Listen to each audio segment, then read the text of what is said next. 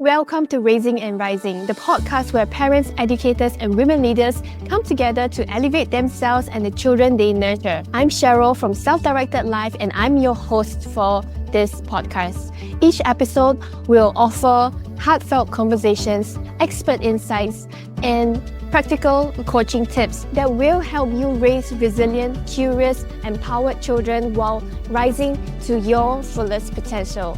Whether you're looking for guidance on joyful learning, conscious parenting, or stepping into your leadership with confidence, Raising and Rising provides the tools and inspiration that you will need to thrive. Elle is a former teacher with 30 years of experience and the founder of a Wellbeing support business dedicated to helping children thrive through mental health support and educational innovation.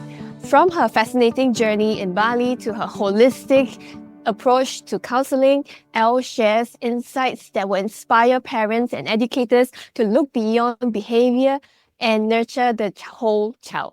Let's dive in. Hi, welcome. Today I have Elle with me, and I will have Elle to introduce herself. Elle, can you tell us a little bit more about yourself and what you do? I was a teacher for 30 years, both public and private education, and finished my teaching career at an international school in Bali, where I was a co-principal, which is a really beautiful place, I think, to finish my education journey. Mm-hmm. But I realized I was still stressed. I was still under a lot of stress, even in this beautiful environment. There was a beautiful rainforest, so the children were really free and happy. But as a teacher, I was still under a lot of pressure. I think it's just all education systems are overloading teachers. Overloading the teacher. Yeah.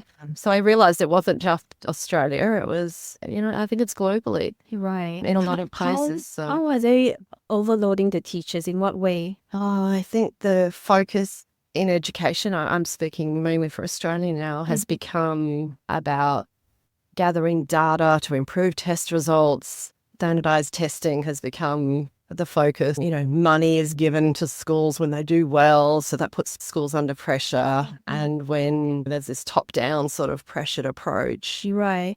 the teachers are kind of stuck between the system Right. and the children.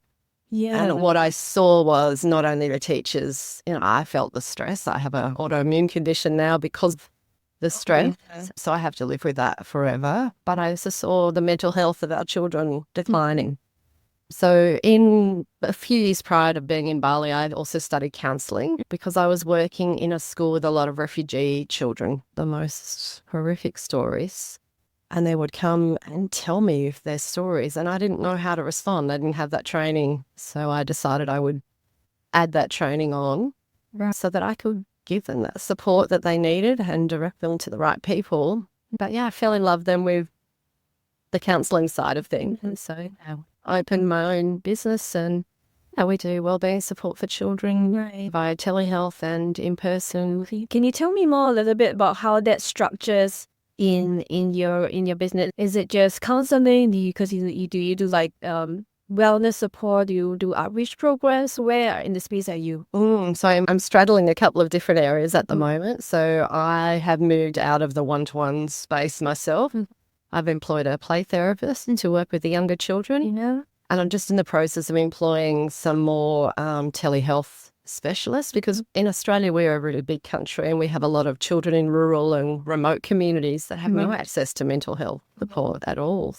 So I want to make sure that those children have really good quality support. There are year-long waiting lists in Australia for children to see psychologists and things. So, So we're trying to get our reach out there so that we can be more preventative. I'm a holistic counsellor, so we have a more holistic approach than the clinical approach. So we're more preventative. We're working with children before it gets to that sort of really. So what sort of preventative measures or things you would do for a child? If say you have a child who is having this issues, they come to you, what would you do? I listen. I think we underestimate children's capacity to know themselves. Yeah. And we as the adults think we know what they need.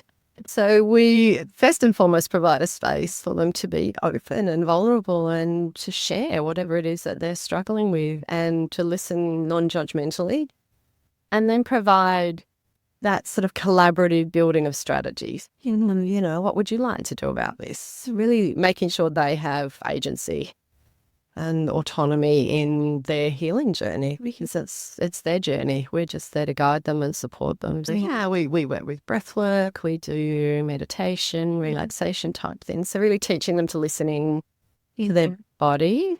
We work with a lot of neurodivergent children who have a very underdeveloped sense of interoception, so they're just not able to hear what their bodies are telling them. So we develop that skill so that they can understand themselves. And it's a beautiful thing when a child says, I'm feeling like this, and this is what I need to do about it. And they go, that's given them that sort of sense of self. And it's a beautiful kind of thing. But we also I'm really passionate about supporting teachers in schools because that also supports the children. Yeah, so we do workshops and things in teaching. And we take sort of a polyvagal approach to the nervous system and teaching teachers how to regulate themselves. So if we can have more regulated classrooms, that co-regulation happens, that children can start to go to school and feel more safe physiologically and more comfortable, and then learning can happen. But we've got stressed out classrooms, stressed out teachers, stressed out principal. Children can't learn effectively or optimally in those environments. So just now you were saying you were a principal in a school in Bali, right? With your knowledge of polyvagal theory, did you think that you could have maybe used that as a little experimental playground, and then you use that to teach all your teachers? And then the polyvagal research and theory came after. I'm a lifelong learner, so I'm always experimenting with things and researching and looking at, what else can I do to help myself? And so part of my journey then when I got sick was to look at how do I heal my own body. And so I started to study somatic therapy, did my own work, and then realized, wow, this is great for body. We all need to understand our bodies and how they work and how to regulate. And then that's when I was sort of introduced to polyvagal theory through that. I became quite fascinated. Oh, I love the polyvagal theory. It's so complicated. It's taken me so long to understand it, but it's so powerful. Yeah, so if there was like maybe one thing that you wish that parents or educators would know about to help children become better at this, learning about themselves or be better in school, what would that be? I think my first and main message is that children's behaviour is telling you something. It is never bad behaviour. It is never deliberate. Children can look like they are deliberately choosing a pathway, but that's a survival response in itself. Sometimes we have to manipulate a situation to survive. And so children, these ways that come out through their behaviour, and I think as adults, we miss that communication, and it feels personal as a parent or as a teacher. It feels like their behaviour is very personal, and that triggers something in us that we haven't resolved for ourselves. So I think, my main message is always, please look beyond the behaviour. The child is communicating something, and it's our job to explore and dig deeper with that child to find out what that is. Yeah, some parents come to me and they tell me like, I know all of that, but when it comes to that situation, then I get triggered. How do I stay regulated? It's awareness. It's learning about your own body and what triggers you, what that feels like in the body. For some people it's in the stomach area, for some people it's in the heart and chest area. Others will tell you it's around the jaw or the neck or the shoulders, or they tense the hands. Everybody's different in how polyvagal theory is the same for all of us, but we respond differently. So we need to learn to understand ourselves. So really being aware of when you're triggered, what that feels, and then learning how to use our breaths to bring that sort of back to a state of calm, because we can only make good choices and good responses, positive, healthy responses from that state of sort of more calm, regulated space. And then we're teaching our children. If we're modeling that, and I always say to parents, please tell your children what you're doing. I'm feeling really dysregulated right now. And notice we talk in terms of guard dog and things like that with the children. I notice my guard dog is reacting. I'm just going to take 5 deep breaths and then I'll come and speak to you. So we're actually teaching our children it's okay to feel dysregulated. It's okay to feel those emotions. But as an adult, I can take charge of that. And that's how we teach children self-regulation. We don't teach it to them by telling them they have to self-regulate. It's not a natural skill. We have to learn it. And they really have to learn it. I know. That reminds me of some parents. They come to me and say, can you teach my kids mindfulness? It is so hard for me to explain to the parents that you must first embody mindfulness. You must first be able to do that for yourself before you can teach the children. Absolutely. Yeah. Beautiful skills, important skill. It's like empathy, but they just don't come naturally. We need to really cultivate those skills in children. And I find in a very stressed out education system, we are either trying to squeeze in those things that are actually the most important because they lay the foundations for optimal learning. And if we're just trying to throw them in here, I know in schools when I go in and if I even mention wellbeing program, the eyes roll and people go, oh no, not another thing that we have to fit in.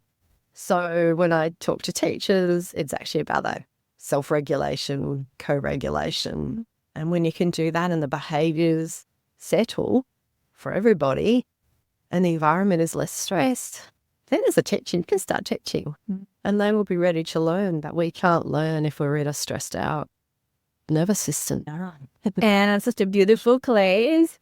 And we're here in a global education meetup, and you're going to be discussing about global diploma. So tell me, what is your wish or what inspired you to be here? We met Carmela, who is running the meetup many, many years ago in Bali, and Janine also. And they had a meetup in Bali. It was just an evening kind of thing called World Cafe. And we got talking and I think we all connected. We knew something had to change. We all knew that we had a vision for things being much more balanced in education and much more supportive of children's mental health and well-being.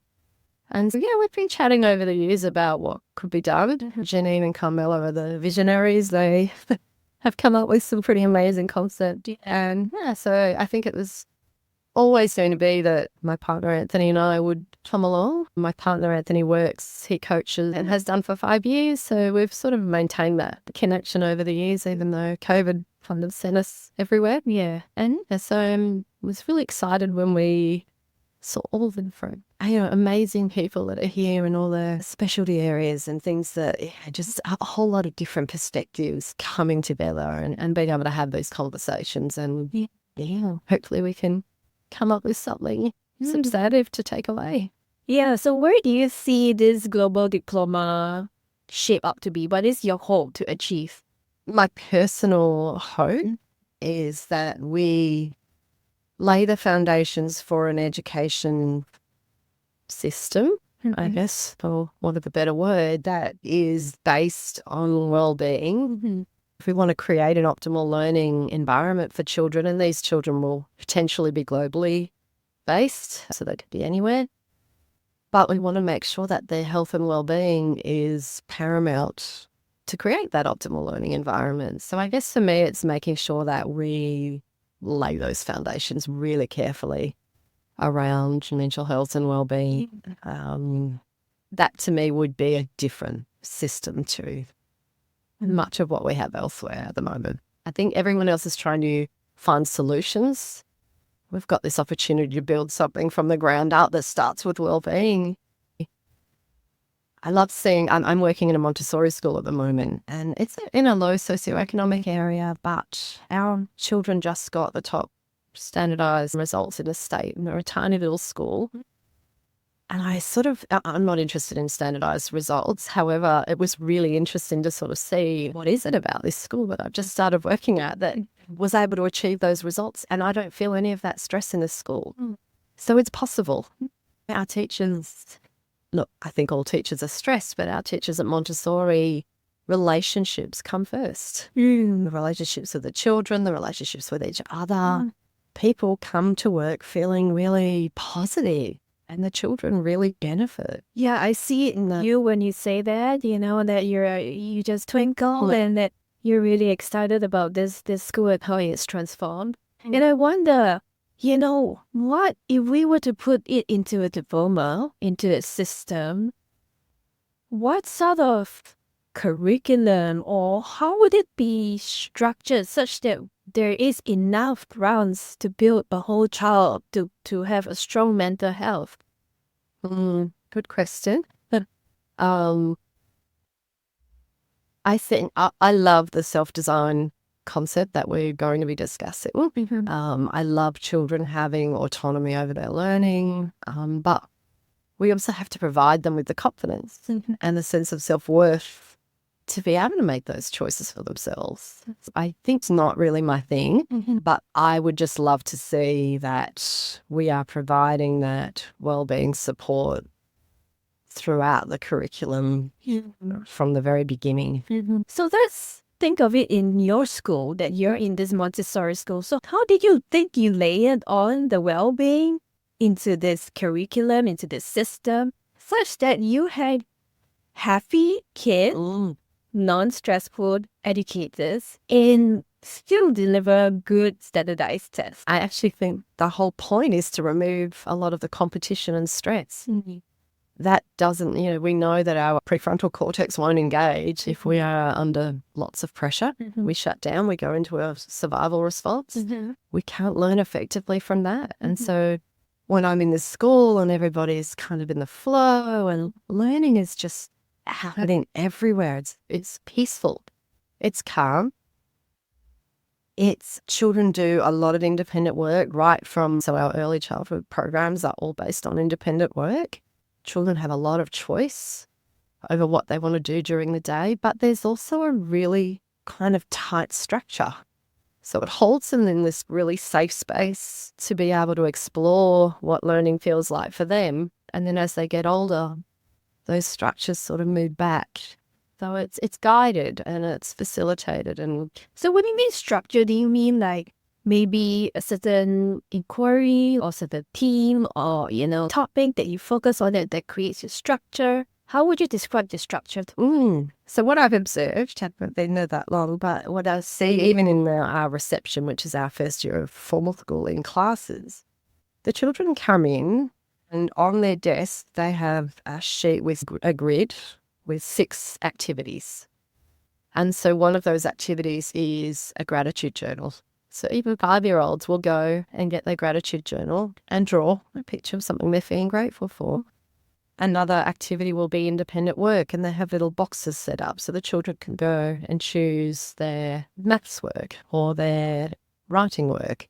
And it's in a little box and it's self-explanatory, so the children just take the activity that they'd like to work on today. Over the course of the morning, the children need to do those 6 activities, but they can choose the order that they do them in. Even at 5, we're saying, you do what feels right for you. We're teaching them how to listen into their bodies and how to follow, their own guidance. I would say that it actually sounds much simpler than we imagine it to be. Like, we always think, how do we actually do this? Sounds great and so, but it seems so difficult to implement. But the way that you explain it, it's actually not so difficult. Oh, the classrooms are highly organized. So I think what I've noticed is children come in and feel really physiologically safe in those classrooms. They also have 3 years with the same teacher. So there's a lot of stability. They know the teacher really well. Every class has a classroom assistant. So there's 2 adults in the room at all times. Even with a class of 13 or 14, there's always 2 adults. It makes a huge difference. I know myself when I was working in Bali, we had 2 teachers, an Indonesian teacher and an expat teacher in every classroom. At one stage, I had 10 children, but we still had 2 teachers. So if a child came to me or the other teacher and said, hey, I'm upset about something, we would have to say, sorry, I'm teaching a lesson, I'll talk to you later. One of us would say, who would you like to talk to? The other teacher would take over the lesson if the child needed me, or vice versa. And we would take them outside and we would go and work through whatever was going on for them. So they didn't need to hold on to it. They didn't need to suppress it. They had that sort of instant connection with somebody where they could work through that, and then they let it go. So we had very few squabbles on the playground, very few, arguments and friendship issues and things. The children were able to kind of work through things and let things go really quickly. So, yeah, it was a beautiful environment like that. Wow. Yeah. All it takes is another teacher. It Yes. takes the strength of the main teacher or whoever teaching and Yeah. still ensure that everybody else is following the syllabus and not losing out, or not being able to finish the syllabus. And that's one of the biggest things that teachers face, right? Is not being able to complete the syllabus within the year.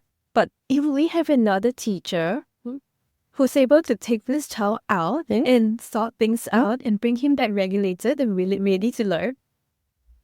People always ask me what is one thing that I would suggest that we do to kind of start this process. And that, from an Australian perspective, I just think if we were to put a classroom assistant full-time into every single primary school classroom, high school might be a different setup, but every single primary school classroom, I think we will start to see an educational reform.